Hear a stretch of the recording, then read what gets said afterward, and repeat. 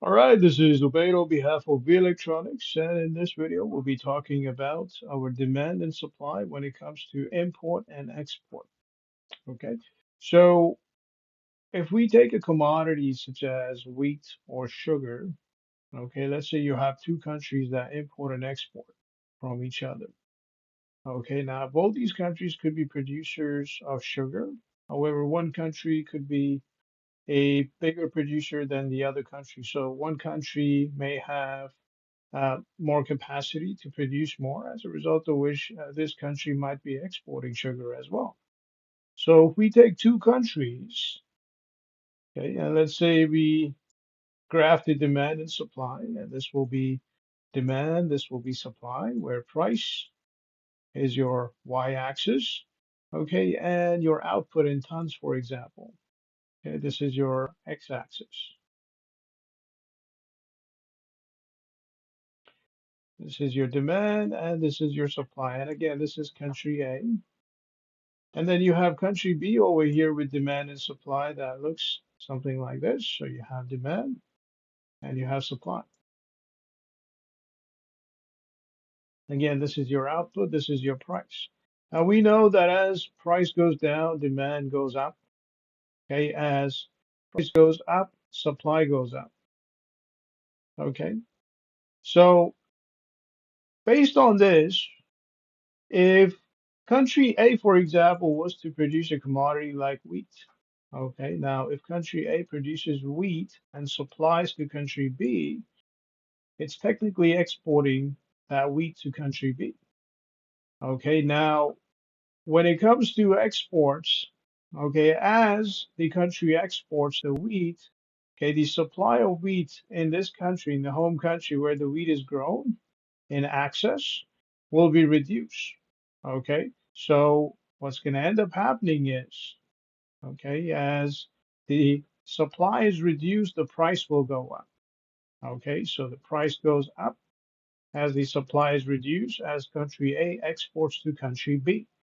As price goes up, we know that the demand within that country goes down for personal consumption, and the supply, okay, will go up if it's able to export the access to country B. All right, now with country B over here, because it's importing wheat, okay, let's say country B produces wheat as well. However, okay, the supply is short of demand. All right. And we've seen that back in the past where when supply is short of demand, okay, let's say this is your potential GDP. You have your potential GDP. All right. And when supply is short of demand, okay, what's going to end up happening is your demand will be somewhere over here, for example. Okay. Your demand will be here. Okay, over your potential GDP, and your supply will be on potential GDP.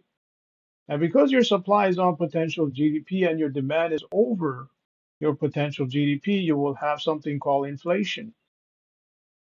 And during this inflation, because the demand is still high within the country, consumers will go ahead and import the products they need to meet the demand.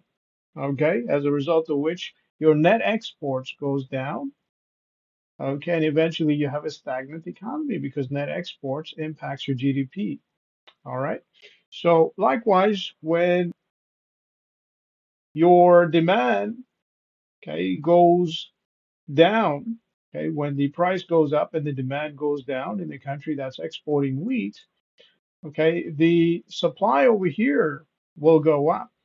The supply of wheat will go up because obviously this country is importing wheat. When the supply goes up, the price will go down. And as price goes down, the demand will go up.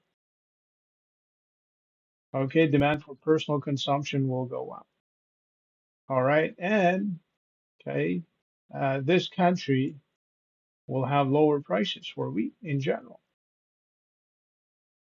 right? When you have an abundance of something, the prices go down because the demand is low, right? If something is rare, for example, a diamond, okay, the demand is high because it's rare, because it's not available in abundance, okay? So when wheat is available in abundance because of import, Okay, the prices will go down for personal consumption for domestic consumers. All right, so that would be it when it comes to supply and demand. On behalf of V Electronics, this is Obey. Have yourself a great day.